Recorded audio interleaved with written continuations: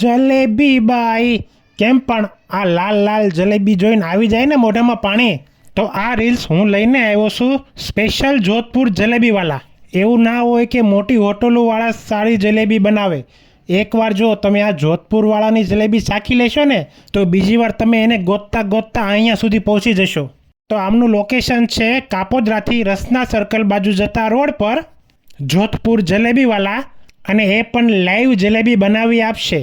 આ જલેબીવાળા ભાઈને હું 10 વર્ષથી અહીંયા જલેબી બનાવતા જોઉં છું, અને ઘણીવાર તો હું પણ જલેબી પાર્સલ લઈને ઘરે જાઉં છું.